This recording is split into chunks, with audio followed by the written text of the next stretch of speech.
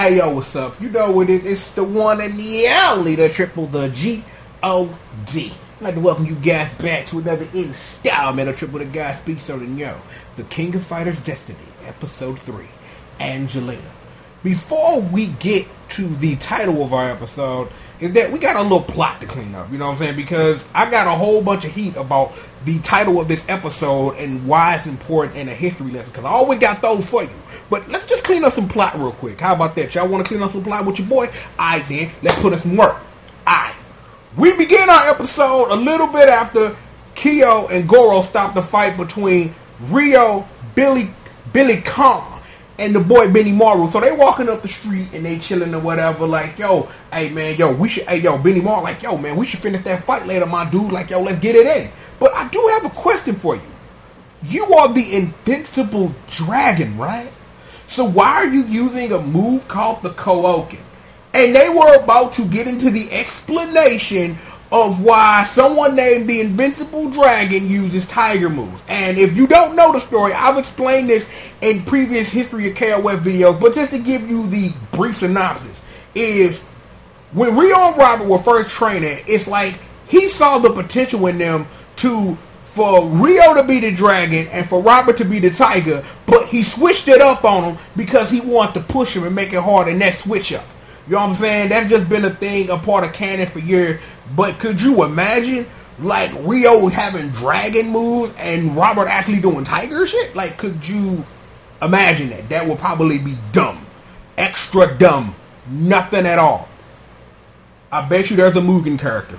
Bet you there are Mugen characters based off this. Money. I got money on it. I got 5 on it. But anyway, so after they sit up here and don't give you the explanation that I just gave you, Kyo asked Rio the question of the episode to me because it helps me try to put this puzzle together. Kyo asked, do you know about the dude in the red hat? No idea who you talking about, my dude. So it would seem that given this information, Terry has just returned back to South House. So it is possible in this canon that Rio and the Sakazakis and Robert Extended and that could be very familiar. Very, very familiar with Geese Howard and the squadron. That there could have been a KOF tournament low before this, when Billy was still a champion, beating everybody up with Donatello's bow staff and all this old stuff. So that could be possible, and we got more stuff to get into.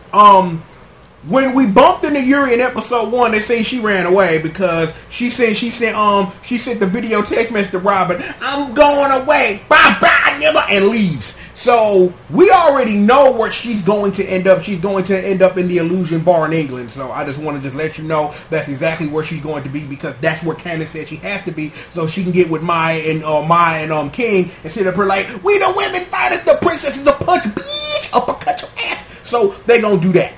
Also, for some reason, they decided when they wanted to give Robert a fit, it was that Neo Geo Battle Coliseum purple stuff, except he ain't got all the facial hair. Why is that not a downloadable? Why is that not a downloadable costume in KOF 14? Like OG Robert, with the facial hair and the swag movement, dog. I'm gonna have to get on some Neo Geo Battle Coliseum and teach you how to have Ryu 2 Gekkas on the screen at the same time. It's crazy nonsense, and you can hit both of them at the same time and then cancel the other one into a Ryoku Rumble. It's crazy. It's crazy. We'll get into that though. So we've done all that. The title of our episode, Angelina. Terry goes to a bar, and I'm sitting up here like, Terry's in a bar. This seems familiar. And as this goes on, this gets more familiar. Some beautiful woman walks out, ignores all the boys in the bar, and sits next to Terry like, buy me a drink, because you going to buy me a drink. This woman later introduces herself as Angelina. Then further introduces herself as Geese Howard's stepdaughter. Now, if none of this is familiar to you, I'm just going to assume you never watched the first Fatal Fury OVA. Just going to assume that. Because there were a lot of I'm like, the word inferences. Forget that. Just push it out the window. They mostly took Lily McGuire reinserted Angelina, instead of them being familiar as kids, reinserted that there's a possibility they can know each other. So more or less, all of this was like pretty much a run back of the early parts of Fatal Fury, the first OVA. I'm like, if you really gonna grab something from somewhere, grab it from something amazing like the Fatal Fury OVAs. Like, there was a question I had a long time ago, like, why was Loudcorn never playable in a Fatal Fury game? I don't know. Why was that? Where's Sulia? I'm like, I ask these questions. These are questions you can ask. I'm like, you do that. I appreciate the nod. I appreciate the nod that they gonna try to introduce a character for Terry, because at this point, the show is making a lot of assumptions here about things that haven't happened yet. Terry hasn't met his true one destined love, Blue Mary Ryan, who is Bae. Hasn't done that yet. So you can introduce a character like Angelina in this early on and give us something, but then you have to really wonder is how Lily are they going to get with Angelina? Is she going to try to betray Terry for real and have a change of heart, or is she some real old-key hardcore gangster because she's Geese's daughter-in-law? I'm not really sure how they want to play it. Is that, spoilers, Rock Howard is somehow involved in this, and I don't know how they really gonna play that, because it would be way too early for Terry to pick up Rock and start dragging him around everywhere. Because, again, we gonna think about this in canon, right? Terry doesn't get Rock until the end of Real Bout, right? So, this is Fatal Fury 1 stuff we're in right now, because it's the return of the Hungry Wolves to Southtown, all that old good stuff, and you got KOF stuff mixed in there, and they doing what they want to, playing fast and loose with things. So you have to really sit up here and wonder, like, what are they really trying to do? So we have, and I have, in my head, and this is a collective, even though I'm doing all the work and your ass is listening, is, let's see. They trying to do some work and nod off Fatal Fury, the first OVA. They've done that with Angelina, but you really have to wonder what her character motivations really are. And the show is going to give plenty of opportunity to show what she really on in the head, though. They really gonna take a chance, and they really gonna do that. So don't even worry about that. That's what they gonna do, because that's what they indeed do. Is gonna do. So there you go. I think that's about that. Oh, I forgot one more thing in my uncle voice. Oh, Joe was in this episode too, because that's important. Joe Higashi. I will. No, I'm not going to do that. No. Will Joe moon somebody? These are the pressing questions we really have. Why did they take away? Well, I guess it's all the same reason why why they re-edited Blue Mary and Real Bout and stuff, like her that little special Easter egg where she loses her top and you can see her nipples and stuff like that. Japan, that's weird. Just take it as that. It is what it is. So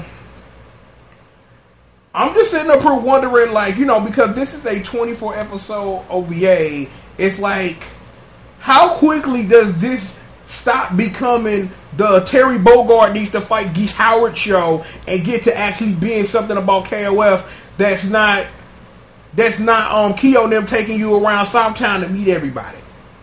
Because unless they really planning on making season 2s and season 3s, or trying to portray 24 episodes over previous arcs and then introducing characters, because again, we saw Mature in episode 1. So we see Mature in episode 1. Iori's all over the intro. We know Rugal is somewhere around doing Rugal-related stuff. You gotta really wonder, is there going to be a Krauser in this? You gotta wonder that, because you got the Art of Fighting connection in here, is it going to be Mr. Big, because he's the only character who is represented in KOF from the side of the bad guys ever that's not Geese Howard, but that's a canonical thing, and one has everything to do with the other, but nothing to do with the other, but the same thing? Yeah, that thing. So it'll be interesting to really see, like, to try to figure out, like, what the story structure is. Because we haven't seen Andy yet. Because you would think that introducing Andy would then be able to properly introduce Maya to this story without her just jumping out, boo, here are my titties, I'm here. And then you got King, which where you assume Yuri's going, but then you have to sit up here and you have to try story-wise that you have to introduce these characters in a way that makes sense for people that are just plopping in and aren't interested in the story or don't know much about the story as I do or as you, the viewer, listening to me talk about this stuff. So it'll be interesting to see what it is that they really do because again, and I will repeat it, I'm interested to see how they handle this because they got to handle it somehow. So let's review. An explanation for the Dragon Tiger thing, which I explained to you even though the show didn't. Rio don't know who Terry is. Robert looking in the Neo Geo Battle Coliseum. Yuri got on the plane to England so she can go to a bar, get drunk, meet a ninja girl with tits and a girl who cross dresses as a guy so she can be a bouncer to pay for her brother operation or whatever because that's King's actual plot line. We get introduced to Angelina, who's a proxy for Lily McGuire from the first Fatal Fury OVA. A fight happens and then Joe and Terry they squatted up and that's an episode. See, maybe those should be the reviews of these episodes or something. I don't know. But we're gonna go and we're gonna get up out of here. The one and only triple the G.O.D. with you. I got one more thing is coming, man, before I gotta get to this hustle business. So be looking out and expecting that. I'm out of here. Again, you know who it is. The one and the only the triple the G.O.D. And I'd like to thank you for joining me for another installment of Triple the God Speaks On. And with that being said, I'll holler at you guys next time, man. Peace out.